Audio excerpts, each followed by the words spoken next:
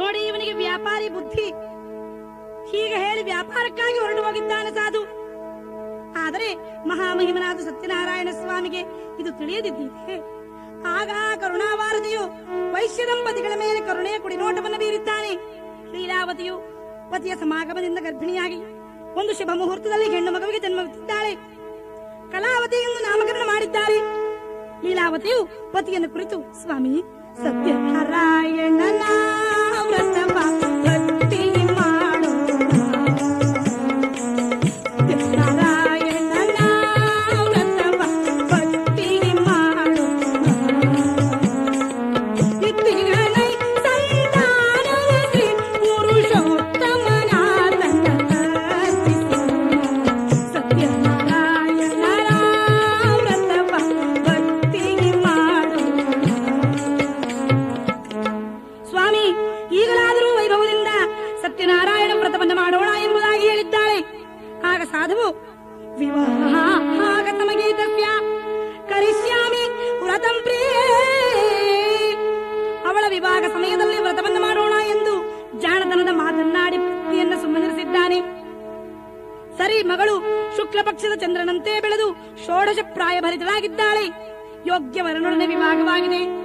ಆದರೆ ತದಾ ಭಾಗ್ಯವಶಾತ್ತೇನ ವಿಸ್ಮೃತಂ ವ್ರತಮುತ್ತಮಂ, ದೌರ್ಭಾಗ್ಯದಿಂದ ಮಗಳ ವಿವಾಹ ವೈಭವದಲ್ಲಿ ದಂಪತಿಗಳಿಬ್ಬರೂ ಕೂಡ ವ್ರತವನ್ನು ಮರೆತಿದ್ದಾರೆ.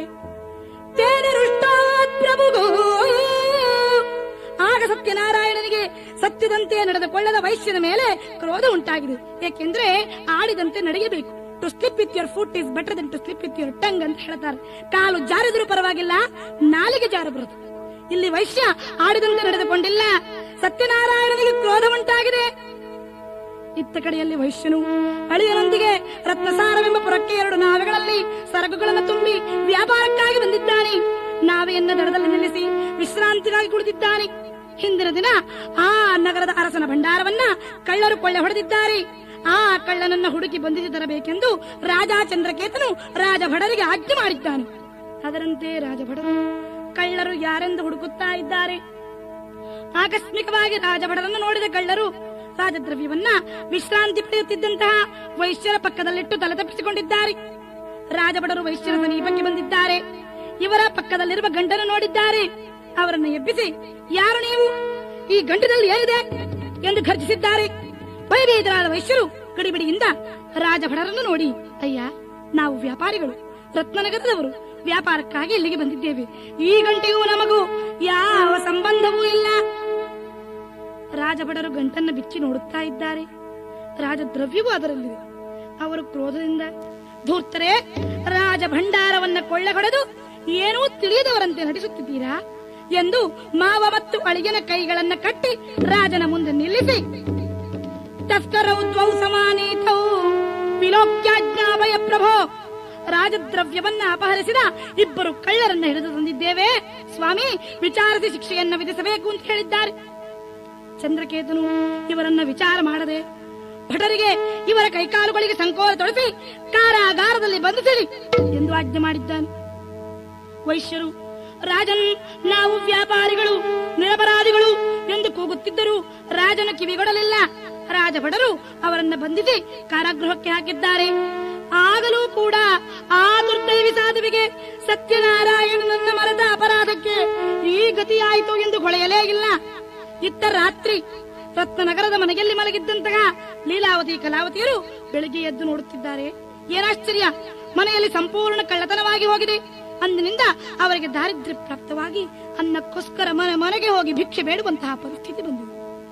ಆದರೂ ಲೀಲಾವತಿಗೆ ಸತ್ಯನಾರಾಯಣನನ್ನ ಮರೆತ ತಪ್ಪಿಗೆ ಈ ಶಿಕ್ಷೆ ಎಂದು ಹೊಳೆಯಲೇ ಇಲ್ಲ. ತಾಯಿ ಮಗಳು ಜೀವನಕ್ಕಾಗಿ ಭಿಕ್ಷೆಯನ್ನು ಅವಲಂಬಿಸಿದ್ದಾರೆ. ಒಂದು ದಿನ ಕಲಾವತಿ ಸಂಧ್ಯಾಕಾಲದಲ್ಲಿ ಭಿಕ್ಷೆ ಬೇಡುತ್ತಾ ಬ್ರಾಹ್ಮಣರ ಅಗ್ರಹಾರದಲ್ಲಿ ಬರ್ತಾ ಇದ್ದಾಳೆ.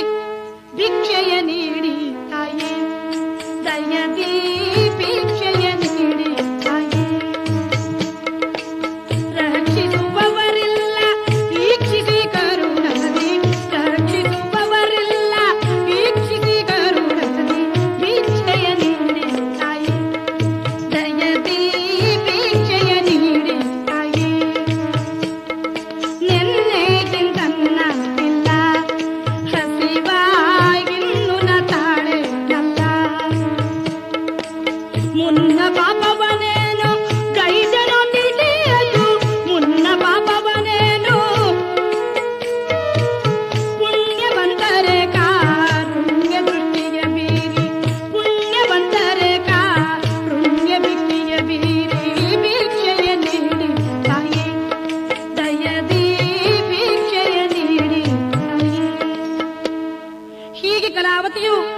ಬೇಡುತ್ತಾ ವಿಪ್ರನೊಬ್ಬನ ಮನೆಗೆ ಬಂದಿದ್ದಾಳೆ.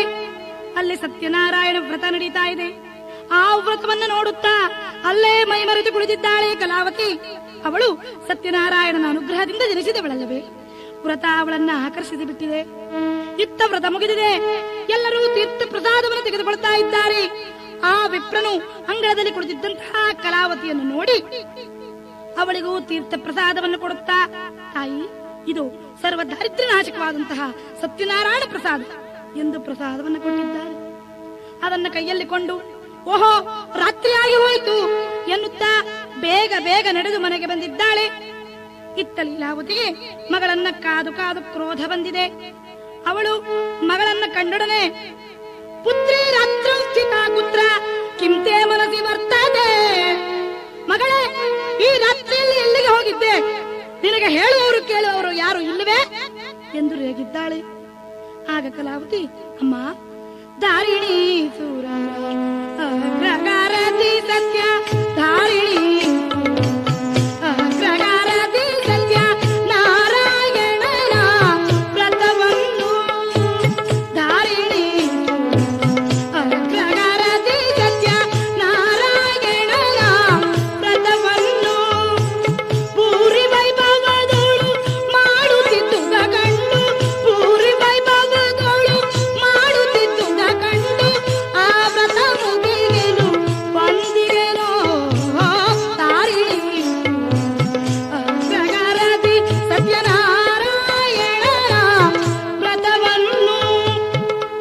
ಅಮ್ಮ, ಬ್ರಾಹ್ಮಣನೊಬ್ಬನ ಮನೆಯಲ್ಲಿ ನಡೆಯುತ್ತಾ ಇದ್ದಂತಹ ಸತ್ಯನಾರಾಯಣ ವ್ರತವನ್ನು ನೋಡುತ್ತಾ ಮೈ ಮರೆದು ಕುಳಿತು ಬಿಟ್ಟೆ. ಆದ್ದರಿಂದ ತಡವಾಯಿತು, ಕ್ಷಮಿಸಮ್ಮ. ಇನ್ನೆಂದೂ ರಾತ್ರಿ ಎಲ್ಲಿಗೂ ಹೋಗುವುದಿಲ್ಲ. ಇದೋ ತೆಗೆದುಕೋ ಸತ್ಯನಾರಾಯಣನ ಪ್ರಸಾದ ಎಂದು ತಾಯಿಗೆ ಪ್ರಸಾದವನ್ನು ಕೊಟ್ಟಿದ್ದಾಳೆ. ಆ ಪ್ರಸಾದವನ್ನು ನೋಡಿದೊಡನೆ ಲೀಲಾವತಿಗೆ ಸತ್ಯನಾರಾಯಣ ವ್ರತವನ್ನ ಮರೆತದ್ದು ನೆನಪಾಗಿದೆ. ತಕ್ಷಣವೇ ಅವಳು, ಹೇ ಸತ್ಯನಾರಾಯಣ, ದೀನಬಂಧೋ, ನಮ್ಮ ಅಪರಾಧವನ್ನ ಕ್ಷಮಿಸು ಎಂಬುದಾಗಿ ಪ್ರಾರ್ಥಿಸಿ ಮರುದಿನವೇ ಸತ್ಯನಾರಾಯಣ ವ್ರತವನ್ನು ಮಾಡುವ ಸಂಕಲ್ಪವನ್ನು ಮಾಡಿದ್ದಾಳೆ. ಸರಿ, ಮಾರನೇ ದಿನವೇ ತಾಯಿ ಮಗಳು ಭಿಕ್ಷೆ ಬೇಡಿ ಬಂದ ದ್ರವ್ಯದಿಂದ ಭಕ್ತಿಯಿಂದ ಸತ್ಯನಾರಾಯಣ ವ್ರತವನ್ನು ಮಾಡಿದ್ದಾರೆ. ಲೀಲಾವತಿಯು, ಪ್ರಭೋ ಸತ್ಯನಾರಾಯಣ, ನಮ್ಮ ಅಪರಾಧವನ್ನು ಮನ್ನಿಸು. ನನ್ನ ಪತಿಗಾಗೂ ಅಳಿಯ ಊರಿಗೆ ಬಂದರೆ ಎಲ್ಲರೂ ಕೂಡಿ ವೈಭವದಿಂದ ನಿನ್ನ ವ್ರತವನ್ನು ಮಾಡುತ್ತೇನೆ ಸ್ವಾಮಿ ಎಂಬುದಾಗಿ ಪ್ರಾರ್ಥಿಸಿಕೊಂಡಿದ್ದಾಳೆ. ಭಗವಂತನು ಕರುಣಾಳುವಲ್ಲವೇ? ಅಂದಿನ ದಿನ ರಾತ್ರಿ ಸತ್ಯನಾರಾಯಣನು ರಾಜನ ಕನಸಿನಲ್ಲಿ ಕಾಣಿಸಿಕೊಂಡಿದ್ದಾನೆ. ರಾಜನ್ ಚಂದ್ರಕೇತ, ನೀನೆಂಥ ಅವಿವೇಕದ ಕೆಲಸ ಮಾಡಿದ್ದೀಯ. ನಿನ್ನ ಕಾರಾಗೃಹದಲ್ಲಿ ನಿರಪರಾಧಿಗಳಾದಂತಹ ಇಬ್ಬರು ವೈಶ್ಯರನ್ನ ಬಂಧಿಸಿಟ್ಟಿದ್ದೀಯ. ಕೂಡಲೇ ಅವರನ್ನ ಬಿಡುಗಡೆ ಮಾಡಿ ದ್ರವ್ಯಗಳಿಗೆ ಒಂದಕ್ಕೆರಡು ಪಟ್ಟು ಕೊಟ್ಟು ಕಳಿಸಿದರೆ ಹಾಗಾಯ್ತು, ಇಲ್ಲದಿದ್ದರೆ ನಿನ್ನ ಸರ್ವನಾಶ ಮಾಡಿಬಿಡುತ್ತೇನೆ ಎಂದು ಹೇಳಿ ಅಂತರ್ಧಾನನಾಗಿದ್ದಾನೆ. ಲಘು ಬಗೆಯಿಂದ ಎಚ್ಚೆತ್ತಿದ್ದಾನೆ ರಾಜ. ಬ್ರಾಹ್ಮಿ ಮುಹೂರ್ತವಾಗಿದೆ. ಎಂಥ ಕನಸು! ಅವನ ಮೈ ನಡಗುತ್ತಾ ಇದೆ. ತಕ್ಷಣವೇ ಸ್ನಾನಾನ್ಯಗಳನ್ನು ಮುಗಿಸಿಕೊಂಡು ವೈಶ್ಯರನ್ನು ಕರೆಸಿ ಅವರಿಗೆ ಕ್ಷೌರ ಕರ್ಮ, ಮಂಗಳ ಸ್ನಾನಾದಿಗಳನ್ನು ಮಾಡಿಸಿ ನೂತನ ವಸ್ತ್ರ ಒಡವೆಗಳನ್ನು ಕೊಟ್ಟು ಹೇರಳವಾದ ಧನವನ್ನಿತ್ತು ಅವರ ಸರಕುಗಳನ್ನು ಹಿಂದಿರುಗಿಸಿಕೊಟ್ಟು, ಗಚ್ಚ ಸಾಧೋ ನಿಜಾಶ್ರಮಂ, ಸಾಧೋ, ಅರಿಯದೆ ನನ್ನಿಂದ ತಪ್ಪಾಗಿದೆ, ನಿರಪರಾಧಿಯ ನಿಮ್ಮನ್ನು ಶಿಕ್ಷಣೆ ಮಾಡಿದೆ, ಕ್ಷಮಿಸು ಎಂಬುದಾಗಿ ಪ್ರಾರ್ಥಿಸಿ ಅವರನ್ನ ಪ್ರೇಮದಿಂದ ಬೀಳ್ಕೊಟ್ಟಿದ್ದಾನೆ. ಸರಿ, ಇತ್ತ ರಾಜನನ್ನ ಬೀಳ್ಕೊಂಡ ಸಾಧುವು ಅಳಿಯನನ್ನು ಒಳಗೊಂಡು ಹೊರಟು ಸ್ವಲ್ಪ ದೂರ ಬಂದು ನಾವಿಯನ್ನು ನಿಲ್ಲಿಸಿದ್ದಾನೆ. ಆಗ ಸತ್ಯನಾರಾಯಣನು ಸಾಧುವನ್ನ ಪರೀಕ್ಷಿಸಬೇಕೆಂದು ಕಾಶಾಗಿ ಅಂಬರಧಾರಿಯಾದ ಸನ್ಯಾಸಿಯಾಗಿ ಸಾಧುವಿನ ಬಳಿಗೆ ಬಂದು, ಕಿಮಸ್ತಿತವನೌ ಸ್ಥಿತಂ, ಅಯ್ಯ, ಈ ನಿನ್ನ ನಾವೆಯಲ್ಲಿ ಏನಿದೆ ಅಂತ ಕೇಳ್ತಾ ಇದ್ದಾನೆ. ಆಗ ಸನ್ಯಾಸಿಯನ್ನು ಸಂಶಯದಿಂದ ನೋಡುತ್ತಾ ಮಾವ ಅಳಿಯ ಇಬ್ಬರು ಅಟ್ಟಹಾಸದಿಂದ ಗಹಗಹಿಸಿ ನಗುತ್ತಾ, ಎಲೆ ಸನ್ಯಾಸಿಯೇ, ನಮ್ಮ ನಾವೆಯಲ್ಲಿ ಏರ್ತಾನೆ ಇರಬಹುದು, ಎಲೆ ಬಳ್ಳಿಗಳಿವೆ, ಇನ್ನೇನೂ ಇಲ್ಲ ಅಂತ ಹೇಳಿದ್ದಾರೆ. ಆಗ ಸನ್ಯಾಸಿಯು, ಸತ್ಯಂ ಭವದು ದೇವಜಗ, ಹಾಗೇ ಆಗಲಿ, ಹೌದೇ, ಹಾಗೇ ಆಗಲಿ, ನಿನ್ನ ಮಾತು ಸತ್ಯವಾಗಲಿ ಎಂಬುದಾಗಿ ಹೇಳಿ ಅನತಿ ದೂರ ಹೋಗಿ ನಿಂತುಕೊಂಡಿದ್ದಾನೆ. ಭಗವಂತನು ಇಷ್ಟು ಹೇಳಿ ಅಂತರ್ಧಾನ ಹೊಂದಿಬಿಡಬಹುದಾಗಿತ್ತು.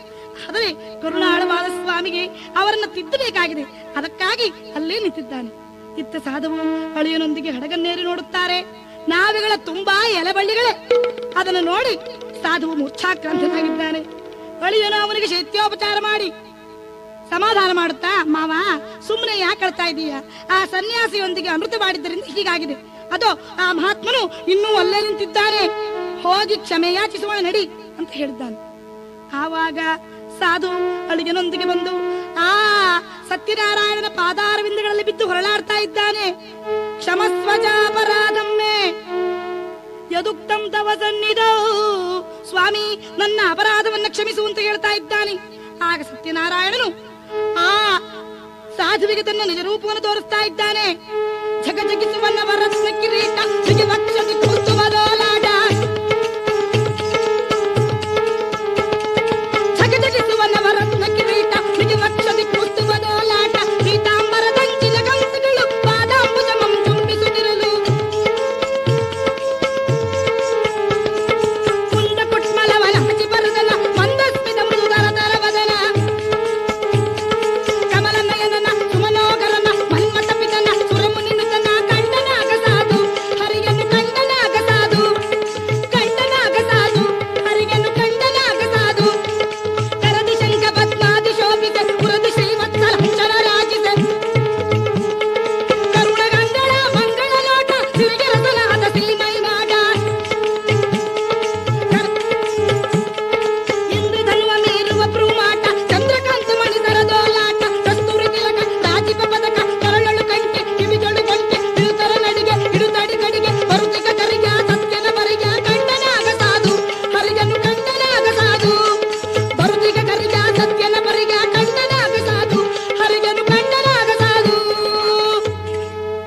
ಆಗ ಸಾಧುವು ಸತ್ಯನಾರಾಯಣನ ಪರಮ ಮಂಗಳಕರವಾದಂತಹ ರೂಪವನ್ನು ನೋಡಿ ಅವನ ಪಾದಾಲಗಳಲ್ಲಿ ಬಿದ್ದು ಹೊರಳಾಡ್ತಾ ಇದ್ದಾನೆ, ಅಳ್ತಾ ಇದ್ದಾನೆ. ಆಗ ಸತ್ಯನಾರಾಯಣವು, ಕೆಲವು ಮೂರ್ಖ, ವ್ಯರ್ಥವೇ ಕಳಿವೆ ಸತ್ಯದಂತೆ ನೀ ನಡೆದುಕೊಳ್ಳದೆ ಸಾಧೋ, ವ್ಯರ್ಥಗೆ ಕಳಿವೆ ಸತ್ಯದಂತೆ ನೀ ನಡೆದುಕೊಳ್ಳದೆ ಸಾಧೋ, ಮಿಥ್ಯ ಮಾರ್ಗದಲ್ಲಿ ನಡೆದ ಕಾರಣವೇ ಕಷ್ಟ ಬಂತು ನೋಡು, ಮಿಥ್ಯ ಮಾರ್ಗದಲ್ಲಿ ನಡೆದ ಕಾರಣವೇ ಕಷ್ಟ ಬಂತು ನೋಡು. ನನ್ನ ವ್ರತವನ್ನ ಮರೆದ ಸಾಧೋ ಸುಮ್ಮನೆ ಯಾಕೆ ಹೇಳ್ತಾ ಇದ್ದೀಯ? ನನ್ನನ್ನು ಮರದ ಪ್ರಯುಕ್ತವೇ ನೀನು ಪುನಃ ಪುನಃ ಪುನಃ ಪುನಃ ಕಷ್ಟಕ್ಕೊಳಗಾಗ್ತಾ ಇದ್ದೀಯ. ಆಗ ಸಾಧುವು ಆ ಸತ್ಯನಾರಾಯಣಿಗೆ ನಮಸ್ಕಾರ ಮಾಡಿ, ಪ್ರಭೋ ಸತ್ಯನಾರಾಯಣ ನನ್ನನ್ನು ಕ್ಷಮಿಸು, ನನ್ನನ್ನು ರಕ್ಷಣೆ ಮಾಡು ಎಂಬುದಾಗಿ ಬೇಡಿಕೊಳ್ತಾ ಇದ್ದಾನೆ. ಆಗ ಕೃಪಾಸಾಗರನಾದ ಸತ್ಯನಾರಾಯಣನು ಸಂತುಷ್ಟನಾಗಿ ಅವನ ನೌಕೆಯಲ್ಲಿದ್ದ ವಸ್ತುಗಳನ್ನೆಲ್ಲ ಪುನಃ ಹಾಗೆ ಮಾಡಿ ಅಂತರ್ಧಾನನಾಗಿದ್ದಾನೆ. ಸಾಧುವು ಅಳಿಯನೊಂದಿಗೆ ನಾವೆಯನ್ನೇರಿ ನೋಡುತ್ತಾನೆ. ಸರಕುಗಳೆಲ್ಲ ಮೊದಲಿನಂತೆಯೇ ಇವೆ.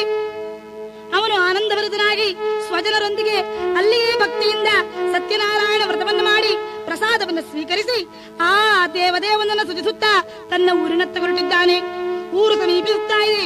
ಅದನ್ನು ತೋರಿಸುತ್ತಾ, ಪಶ್ಯ ರತ್ನಪುರಿ ಮಾಮ, ಅಳಿಯನೇ ನೋಡು, ಇದೇ ನಮ್ಮ ರತ್ನನಗರ ಎಂದು ತೋರಿಸಿ ಒಬ್ಬ ದೂತನನ್ನು ಕರೆದು, ಎಲೆ ದೂತ, ನೀನು ಈಗಲೇ ಮುಂದೆ ಹೋಗು, ನನ್ನ ಮನೆಯಲ್ಲಿರುವ ಪತ್ನಿ ಹಾಗೂ ಮಗಳಿಗೆ ನಮ್ಮನ್ನ ಸ್ವಾಗತಿಸಲು ನದಿ ತೀರಕ್ಕೆ ಬರುವಂತೆ ತಿಳಿಸು ಎಂದು ಹೇಳಿದ್ದಾನೆ. ಅದರಂತೆ ದೂತನು ಒಂದು ಸಣ್ಣ ದೋಣಿಯಲ್ಲಿ ಮುಂದೆ ಹೋಗಿ ದಡ ಸೇರಿ ವೈಶ್ಯನ ಮನೆಗೆ ಬಂದಿದ್ದಾನೆ. ಆಗ ದೂತನು ಲೀಲಾವತಿಗೆ, ಅಮ್ಮ, ನಿಮ್ಮ ಪತಿ ಮತ್ತು ಒಳಿಯ ಹೇರಳವಾದ ದ್ರವ್ಯದೊಂದಿಗೆ ಬರುತ್ತಾ ಇದ್ದಾರೆ, ಸ್ವಾಗತಿಸಲು ನೀವು ನದಿ ತೀರಕ್ಕೆ ಬರಬೇಕಂತೆ. ಪತಿಯ ಆಗಮನ ವಾರ್ತೆಗಿಂತ ಆನಂದಿತಳಾಗಿ ಮಗಳೊಡನೆ ಲಘು ಬಗೆಯಿಂದ ಸತ್ಯನಾರಾಯಣನನ್ನರ್ಚಿಸಿ ತಾನು ತೀರ್ಥ ಪ್ರಸಾದವನ್ನು ತೆಗೆದುಕೊಂಡು ಮಗಳನ್ನು ಕುರಿತು, ಮಗಳೇ, ನಾನು ಮುಂದೆ ಹೋಗುತ್ತೇನೆ, ನೀನು ತೀರ್ಥ ಪ್ರಸಾದ ತೆಗೆದುಕೊಂಡು ಬೇಗ ಬಾ ಅಂತ ಹೇಳಿ ಹೊರಟು ನದಿ ತೀರಕ್ಕೆ ಬಂದಿದ್ದಾಳೆ. ಕಲಾವತಿ ಆದರೂ ಪತಿ ಬಂದನೆಂಬ ಸಂಭ್ರಮದಲ್ಲಿ ಪ್ರಸಾದವನ್ನು ತಿನ್ನದೇ ಹಾಗೆಯೇ ಹೊರಟು ನದಿ ತೀರಕ್ಕೆ ಬಂದಿದ್ದಾಳೆ. ಸಾಧುವಿನ ನಾವೇ ದಡಕ್ಕೆ ಬಂದಿದೆ. ಲೀಲಾವತಿ ಕಲಾವತಿಯರು ನಮಸ್ಕರಿಸಿ ಸ್ವಾಗತಿಸಿದ್ದಾರೆ. ಆದರೆ ಬಳುತ್ತಿದ್ದ ಅಳಿಯನ ಹಡಗು ಎಲ್ಲರೂ ನೋಡ್ತಾ ಇದ್ದಂತೆಯೇ ಮುಳುಗಿ ಹೋಗ್ಬಿಟ್ಟಿದೆ. ಕಲಾವತಿಗೆ ಆಕಾಶವೇ ಕಳಚಿ ಬಿದ್ದಂತಾಗಿದೆ. ಅವಳು ಪತಿಯ ವಿನಾ ನಾನು ಬದುಕಲಾರೆ, ಅವನ ಪಾದಕೆಗಳೊಂದಿಗೆ ಅಗ್ನಿ ಪ್ರವೇಶ ಮಾಡುತ್ತೇನೆ ಎಂಬುದಾಗಿ ಗೊಳೋ ಅಂತ ಅಳ್ತಾ ಇದ್ದಾಳೆ. ಲೀಲಾವತಿ ಮಗಳನ್ನ ಅಪ್ಪಿಕೊಂಡು ತಾನು ಅಳ್ತಾ ಇದ್ದಾಳೆ. ಸಾಧುವಿಗೆ ಅತ್ಯಂತ ದುಃಖವಾಗಿದೆ. ಸತ್ಯನಾರಾಯಣನ ಮಾಯೆಯೋ ಮಿಥ್ಯೆಗಾಡಿದ ಬಲವೋ ಮೇಡ್ ನಾನತ್ಯಧಿಕ ಪಾಪಗಳನ್ನೆಸಗಿದೆನೆಷ್ಟೋ ಗಾವಿದಿಗೆ, ಸತ್ಯದೇವನ ಕರುಣೆ ಬೋದುದೆ, ಸತ್ಯದೇವನ ಕರುಣೆ ಬೋದುದೆ, ಮೃತ್ಯು ಬಳಿಗೆ ನಾನು ಒಯ್ದಿದೆ. ಹೇ ನಿತ್ಯ ನಿರ್ಮಲ, ಹೇ ನಿತ್ಯ ನಿರ್ಮಲ, ಕಾಯುವ ಕರುಣದಲ್ಲಿ ಹೇ ಸತ್ಯನಾರಾಯಣ ಸ್ವಾಮ, ನನ್ನನ್ನು ಕ್ಷಮಿಸು ಸ್ವಾಮಿ, ಯಾವ ಅಪರಾಧವಾಗಿದೆ ತಿಳಿಸು. ಆಗ ಸತ್ಯನಾರಾಯಣನು ಕರುಣೆಯಿಂದ, ಸಾಧೋ ತ್ಯಕ್ವಾ ಪ್ರಸಾದಂತೆ ಕನ್ಯಾ, ನಿನ್ನ ಮಗಳು ನನ್ನ ಪ್ರಸಾದವನ್ನು ತ್ಯಾಗ ಮಾಡಿ ಪತಿ ದರ್ಶನಕ್ಕೆ ಬಂದಿದ್ದಾಳೆ. ಆದ್ದರಿಂದ ಹೀಗಾಯಿತು. ಅವಳು ನನ್ನ ಪ್ರಸಾದವನ್ನು ಸ್ವೀಕರಿಸಿ ಬಂದರೆ ಅವಳ ಪತಿಯು ಪುನಃ ಲಭ್ಯನಾಗುವನು ಎಂದು ಹೇಳಿದ್ದಾನೆ. ಕಲಾವತಿಯು ತಕ್ಷಣ ಮನೆಗೆ ಹೋಗಿ ಪ್ರಸಾದವನ್ನು ಸ್ವೀಕರಿಸಿ ಸತ್ಯನಾರಾಯಣನನ್ನು ನಮಿಸಿ ಅಪರಾಧವನ್ನು ಮನ್ನಿಸು ಎಂದು ಯಾಚಿಸಿ ಪುನಃ ನದಿ ತೀರಕ್ಕೆ ಬಂದಿದ್ದಾಳೆ. ಇದ್ದಕ್ಕಿದ್ದಂತೆಯೇ ಅವಳ ಪತಿಯಿದ್ದ ನಾವೇ ಮೇಲೆ ಬಂದಿದೆ. ಲೀಲಾವತಿಗೆ ಪರಮಾನಂದವಾಗಿದೆ. ಕಲಾವತಿಯಂತೂ ಆನಂದದಿಂದ ನಾವೆಯಿಂದಿಳಿದಂತಹ ಪತಿಗೆ ನಮಿಸಿದ್ದಾಳೆ. ಎಲ್ಲರಿಗೂ ಆನಂದವಾಗಿದೆ. ಎಲ್ಲರೂ ಕೂಡಿ ಅಲ್ಲಿಗೆ ಸತ್ಯನಾರಾಯಣ ವ್ರತವನ್ನು ಮಾಡಿ ಆನಂದದಿಂದ ಮನೆಗೆ ಬಂದಿದ್ದಾರೆ. ಆಗ ಸಾಧುವು ಪೌರ್ಣಿಮಾ, ಸಂಕ್ರಾಂತಿ ಮುಂತಾದಂತಹ ಪರ್ವಕಾಲಗಳಲ್ಲಿ ಸತ್ಯನಾರಾಯಣ ವ್ರತವನ್ನು ಮಾಡುತ್ತಾ ಇಕಲೋಕೆ ಸುಖಂ ಭುಕ್ತ ಚಾಂತ್ಯೇ ಸತ್ಯಪುರೀಂ ಗೆಲ್ಯೌ, ಯುಗದಲ್ಲಿ ಸುಖವನ್ನು ಪರದಲ್ಲಿ ಮೋಕ್ಷವನ್ನೂ ಪಡೆದಿದ್ದಾನೆ. ನಾರದ, ಭಕ್ತರು ಸಿರಿಯ ಮದದಲ್ಲಿ ನನ್ನನ್ನು ಮರೆತರೂ ನಾನು ಪುನಃ ಅವರನ್ನ ಹೇಗಾದರೂ ಮಾಡಿ ನನ್ನೆಡೆಗೆ ಸೆಳೆದುಕೊಳ್ಳುತ್ತೇನೆ ಎಂದಿದ್ದಾನೆ ನಗುತ್ತಾ ನಾರಾಯಣ. ಆಗ ನಾರದರು, ಹೇ ಕೃಪಾಕರ, ನಿನ್ನ ಲೀಲಾ ವೈಭವವನ್ನು ಕೇಳುತ್ತಾ ಇದ್ದರೆ ಇನ್ನೂ ಕೇಳೋಣ ಮತ್ತೂ ಕೇಳೋಣ ಎನ್ನಿಸುತ್ತಾ ಇದೆ. ನಿನ್ನ ಲೀಲೆಯ ಇನ್ನೊಂದು ಘಟನೆಯನ್ನು ಹೇಳುವುದೆಂದು ಪ್ರಾರ್ಥಿಸಿದ್ದಾರೆ. ಆಗ ಮಹಾವಿಷ್ಣುವು ಮಿತಸ್ಮಿತವದನಾಗಿ, ನಾರದ ಕೇಳು, ಅರಸನಾದ ತುಂಗಧ್ವಜ ಧರಣಿಯ ಹರುಷದಿಂದ ಪಾಲಿಸುತ್ತಿರಲು, ಅರಸನಾದ ತುಂಗಧ್ವಜ ಧರಣಿಯ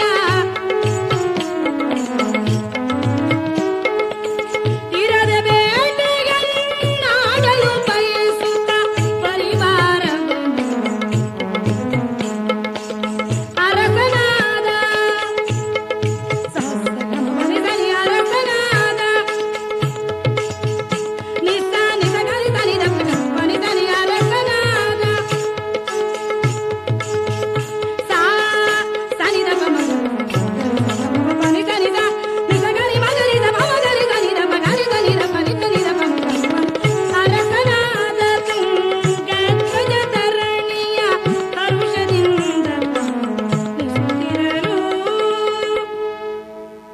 ತುಂಗಧ್ವಜನೆಂಬ ರಾಜನು ಧರ್ಮದಿಂದ ರಾಜ್ಯ ಪರಿಪಾಲನೆಯನ್ನು ಮಾಡುತ್ತಿದ್ದಾನೆ. ಒಂದು ದಿನ ಅವನು ಮೃಗಬೇಟೆಗಾಗಿ ಪರಿವಾರವನ್ನೆಲ್ಲ ಒಳಗೊಂಡು ಬರ್ತಾ ಇದ್ದಾನೆ. ಹೇಗೆ ಬಂದಾನು ಬೇಟೆಗೆನ್ನುತ್ತ ತುಂಗಧ್ವಜನಾಗ ಬಂದಾನು ಬೇಟೆಗೆನ್ನುತ್ತ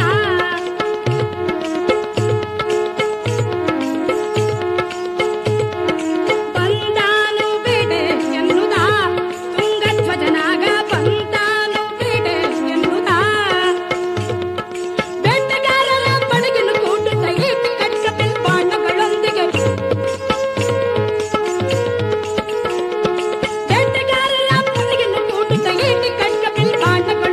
ಕಾಟು ಮೃಗಗಳ ಕೂಟವ ಕೆಡಕುತ್ತ ಆಟದಿಂದ ಮೃಗ ಬೇಟೆಯಾಡುತ್ತಾ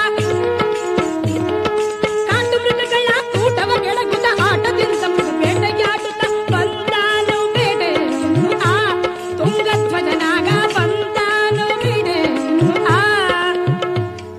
ಈ ರೀತಿಯಾಗಿ ಅನೇಕ ಮೃಗಗಳನ್ನು ಸಂಹರಿಸಿ ಬಳಲಿ ವಿಶ್ರಾಂತಿಗಾಗಿ ಬಂದು ವಟವೃಕ್ಷದ ಬುಡದಲ್ಲಿ ಕುಳಿತಿದ್ದಾನೆ. ಸುತ್ತಲಿನ ಪ್ರಕೃತಿ ಸೌಂದರ್ಯವನ್ನು ನೋಡುತ್ತಾ ಇದ್ದಾನೆ. ಕೋಗಿಲೆಗೆ ಪಂಚಮದಿಂಚರ, ಗಿಳಿಗಳ ಮೆಲ್ಲುಳಿ, ಸುಂದರವಾದ ಲತಾಗುಲ್ಮಗಳೆಂದಲೂ ನಾನಾ ವಿಧವಾದ ವೃಕ್ಷರಾಜಿಗಳೆಂದಲೂ ಶೋಭಿಸುತ್ತಾ ಇದೆ ಆ ಕಾನನ. ತತಸ್ತಸ್ಯಾಂ ನಾಗಪುನ್ನಾಗ ತಾಲಗಿಂತಾಲ ತಮಾಲ ಕೃತಮಾಲ ಸರಳ ವಕುಲ ಮಂಜುಳ ತಿಲಕ ಆಮಲಕ ಕುಡದ ನಿಕಟ ಕದಕ ಕಕ್ಕೋಲ ಅಂಕೋಲ ಲವಂಗ ವಿಕಂಕಿತ ಕೇತಕಿ ಕದಂಬ ಉದುಂಬರ ಕಪಿತ್ತ ಅಶ್ವತ್ಥ ಕುರವಕ ಮರುವಕ ಮಾಕಂದ ಕುಂದ ತಿಂದುಕ ಚಂದನ ಸ್ಯಂದನ ಚಂಪಕ ಚಾಂಪೇಯ ಪನಸ ವೇದಸ ಪಲಾಶ ಪಾಡಲ ರಸಾಲು ಪ್ರಿಯ ಅಲವೇ ಮುಂತಾದ ಮರಗಳನ್ನು ನೋಡಿದ್ದಾನೆ. ಇವೆಲ್ಲ ಏನು ಬಡಬಡ ಅಂತ ಹೇಳಿಬಿಟ್ರಿ ಅಂತ ಹೇಳಿದ್ರೆ ಇದು ಮರಗಳ ಹೆಸರು ನೋಡಿ. ಇಷ್ಟೆಲ್ಲ ಮರಗಳಿದ್ದಾವೆ. ಇಂತಹ ಸುಂದರವಾದ ಪ್ರಕೃತಿ ಸೌಂದರ್ಯವನ್ನ ನೋಡ್ತಾ ಇದ್ದಾನೆ ರಾಜ. ಅದೇ ಸಮಯಕ್ಕೆ ಸರಿಯಾಗಿ ಗೋಪರು ಕೂಡಿ ಭಕ್ತಿಗಳು ಪುಲ್ಲನಾಭನ ವ್ರತವ ಮಾಡುವುದ ಚಲ್ವಗೂ ಪತ್ರಗಳ ನರ್ಪಿಸುತ್ತಲ್ಲಿ ಮುದದೊಡೆ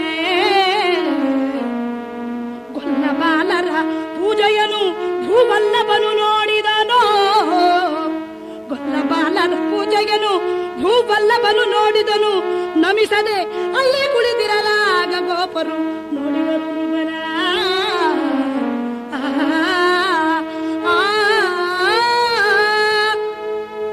ಅಲ್ಲಿ ಗೋಪಾಲಕರೆಲ್ಲ ಕೂಡಿ ಯಾವುದೋ ಒಂದು ವ್ರತವನ್ನು ಮಾಡ್ತಾ ಇದ್ದಾರೆ ಅಂತ ರಾಜ ನೋಡ್ತಾ ಇದ್ದಾನೆ. ಅದು ಸತ್ಯನಾರಾಯಣ ವ್ರತ.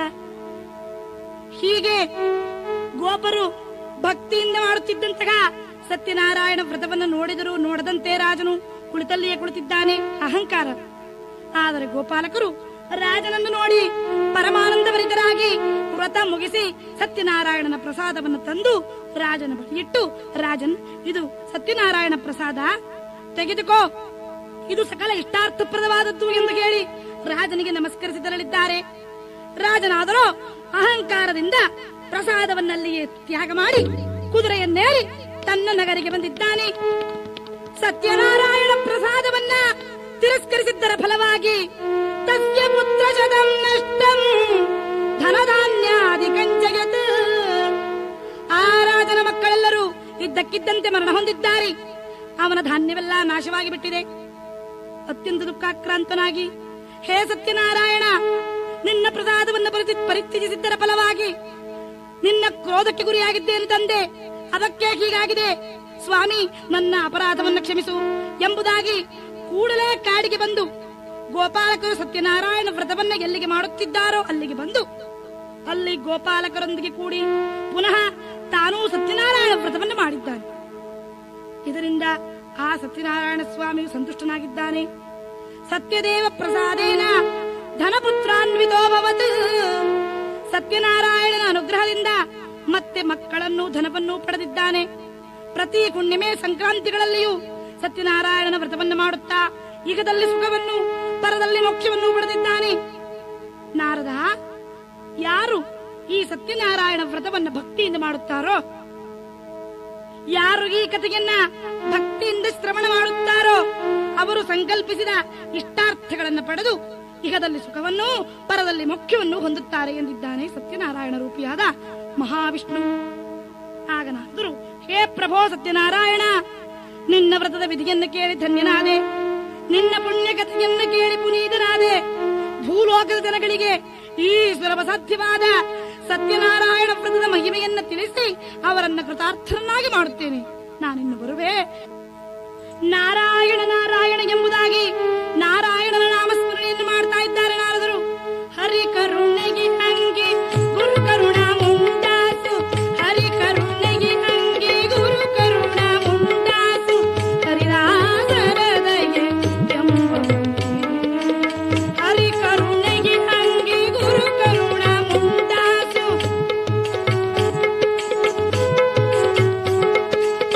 ಹರಿದಾಸರದಯೆ ಪರಮ ಪಾಪಿಕಲಿ ಎಂಬೋ ಪಾಪಾಸು ಮೆಟ್ಟಿ, ಪರಮ ಪಾಪಿಕಲಿ ಎಂಬೋ ಪಾಪಾಸು ಮೆಟ್ಟಿ, ದುರಾತ್ಮರಾದವರ ಎದೆ ಮೇಲೆ ನಡೆಯುವಂತ ವ್ಯಾಪಾರ, ಎಂಥ ವ್ಯಾಪಾರ, ಒಳ್ಳೆ ವ್ಯಾಪಾರ, ಇಂಥ ವ್ಯಾಪಾರ ನಮಗಾಗಿತ್ತು. ಪಾದಾರವಿಂದ ಸೇವೆಗೆಂಬ ವ್ಯಾಪಾರ, ಇಂಥ ವ್ಯಾಪಾರ, ಒಳ್ಳೆ ವ್ಯಾಪಾರ ನಮಗಾಗಿತ್ತು. ಬಿಳಿಯ ಕಾಗದ ಹೃದಯ ಬಾಯಿ ಕಲಮುದಾನಿ, ಬಿಳಿಯ ಕಾಗದ ಹೃದಯ ಬಾಯಿ ಕಲಮುದಾನಿ, ನಾಲಗೆ ಎಂಬುದು ಲೇಖನಿ. ಶ್ರೀಲೋಲನ ನಾಮ ದಿವ್ಯ ಸಂಕೀರ್ತನೆ, ಶ್ರೀಲೋಲನ ನಾಮ ದಿವ್ಯ ಸಂಕೀರ್ತನೆ, ಶೀಲ ಮರಳಿ ಬರೆದು ಕೈಗೆ ಅರ್ಪಿಸುವಂತ, ಶೀಲ ಮರಳಿ ಬರೆದು, ಶೀಲ ಮರಳಿ ಬರೆದು ಕೈಗೆ ಅರ್ಪಿಸುವಂತ ವ್ಯಾಪಾರ, ಎಂಥ ವ್ಯಾಪಾರ, ಒಳ್ಳೆ ವ್ಯಾಪಾರ, ಇಂಥ ವ್ಯಾಪಾರ, ಎಂಥ ವ್ಯಾಪಾರ, ಇಂಥ ವ್ಯಾಪಾರ ನಮಗಾಗಿತ್ತು. ಪಾದಾರವಿಂದ ಸೇವೆ ಎಂಬ ವ್ಯಾಪಾರ ನಮಗಾಗಿತ್ತು. ಈ ರೀತಿಯಾಗಿ ಧ್ಯಾನ ಮಾಡುತ್ತಾ ನಾರದರು ನಾರಾಯಣ ಶ್ರೀರಾಮನನ್ನೇ ನಮಿಸಿ ವೈಕುಂಠದಿಂದ ಹೊರಟಿದ್ದಾರೆ ಎಂದು ಸೂತ ಪುರಾಣಿಕರು ಶೌನಕಾದಿಗಳಿಗೆ ಹೇಳಿದ್ದಾರೆ ಎಂಬಲ್ಲಿಗೆ ಈ ಸತ್ಯನಾರಾಯಣ ವ್ರತ ಮಹಾತ್ಮೆ ಎಂಬ ಕಥಾಭಾಗವು ಮುಕ್ತಾಯವಾಗಿದೆ. ಈ ಸತ್ಯನಾರಾಯಣ ವ್ರತವನ್ನ ಕ್ರಮವಾಗಿ ಭಕ್ತಿ ಶ್ರದ್ಧೆಗಳಿಂದ ಆಚರಣೆ ಮಾಡಿದರೆ ಮೋಕ್ಷವೇ ಪ್ರಾಪ್ತಿಯಾಗುತ್ತದೆ ಎಂದು ಕಥೆಯೇ ತಿಳಿಸುತ್ತದೆ. ಕಥೆಯಲ್ಲಿ ಬರುವ ಶತಾನಂದನೆಂಬ ಬ್ರಾಹ್ಮಣನು ಶತಾನಂದೋ ಮಗ ಪ್ರಾಜ್ಞಕ ಸುಧಾಮೋ ಬ್ರಾಹ್ಮಣೋಕ್ಯವು. ಶತಾನಂದನೆಂಬ ಆ ಬ್ರಾಹ್ಮಣನು ಸತ್ಯನಾರಾಯಣ ವ್ರತ ಪ್ರಭಾವದಿಂದ ದ್ವಾಪರದಲ್ಲಿ ಸುಧಾಮನಾಗಿ ಜನಿಸಿ ಕೃಷ್ಣಾನುಗ್ರಹವನ್ನು ಪಡೆದು ಮೋಕ್ಷವನ್ನು ಪಡೆದಿದ್ದಾನೆ. ಕಾಷ್ಠಭಾರವ ಗೋಪಿಲ್ಲೋ ಗುಹರಾಜೋಪಭೂವಕ. ಕಾಷ್ಠ ವಿಕ್ರಿಯಾದ ಆ ಬಿಲ್ಲರವನು ಗುಹನಾಗಿ ಜನಿಸಿ ಶ್ರೀರಾಮಾನುಗ್ರಹವನ್ನು ಪಡೆದು ಮೋಕ್ಷವನ್ನು ಪಡೆದಿದ್ದಾನೆ. ಉಲ್ಕಾಮುಖನೆಂಬ ಆ ರಾಜನು ನೃಪೋ ದಶರಥೋಭವತ್. ರಾಜ ದಶರಥನಾಗಿ ಜನಿಸಿ ಶ್ರೀರಾಮನನ್ನೇ ಮಗನನ್ನಾಗಿ ಪಡೆದು ಮೋಕ್ಷ ಪಡೆದಿದ್ದಾನೆ. ಸಾಧುರ್ ಮೇರುಧ್ವಜೋಭವತ್.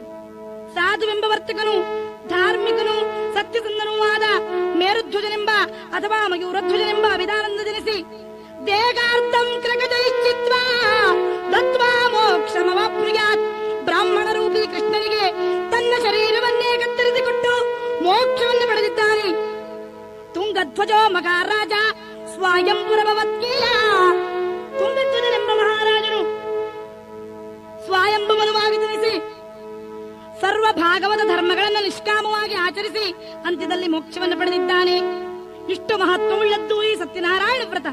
ಆದ್ದರಿಂದಲೇ ಪೀಠಿಕಾ ಪ್ರಕರಣದಲ್ಲಿ ಸತ್ಯನಾರಾಯಣನ ವ್ರತವನ್ನು ಮಾಡು ಎಂಬುದಾಗಿ ಹೇಳ್ತಾ ಇದ್ದಾರೆ. ಸತ್ಯನಾರಾಯಣನ ವ್ರತವ ಮಾಡು, ಅತ್ಯಂತ ಕಷ್ಟಗಳ ನೀಗಿ ರಕ್ಷಿಸುವಂತ ಸತ್ಯನಾರಾಯಣನ ವ್ರತವ ಮಾಡು. ಈ ಕಥೆಯನ್ನ ಹೇಳಿದ ನಮಗೂ ಕೇಳಿದ ನಿಮ್ಮೆಲ್ಲರಿಗೂ ಆ ಸತ್ಯನಾರಾಯಣನು ಆಯುರಾರೋಗ್ಯ ಭಾಗ್ಯವನ್ನು ಕೊಟ್ಟು ತನ್ನ ಪಾದಾರವಿಂದಗಳಲ್ಲಿ ಭಕ್ತಿಯನ್ನು ಕೊಟ್ಟು ಕರುಣಿಸಲೆಂದು ಪ್ರಾರ್ಥಿಸುತ್ತಾ ಈ ಕಥೆಗೆ ಮಂಗಳವನ್ನು ಹಾಡೋಣ. ಪವಮಾನ ಸುದುಡುಪಟ್ಟು ಬಾಳಾರ ಪಿಂದನು ನೀರಾಮ ರೂಪಮುನು. ಪವಮಾನ ಸುದುಡುಪಟ್ಟು ಬಾಳಾರ ಪಿಂದನು ನೀರಾಮ ರೂಪಮುನು. ಸಕ್ಲಾದ ನಾರದಾದಿ ಭಕ್ತೂಡು ಪಗಡುತ್ತೇ ನೀರಾಮ ರೂಪಮುನು. ರಾಜೀವ ನಯನ ತ್ಯಾಗ ರಾಜಾದಿ ವಿನುದುಡೈನ ನೀರಾಮ ರೂಪಮುನು. ಮಂಗಳಂ ಕೋಸಲೇಂದ್ರಾಯ ಮಹನೀಯ ಗುಣಾಬ್ಧಯೇ ಚಕ್ರವರ್ತಿ ತನೂಜಾಯ ಸಾರ್ವಭೌಮಾಯ ಮಂಗಳಂ.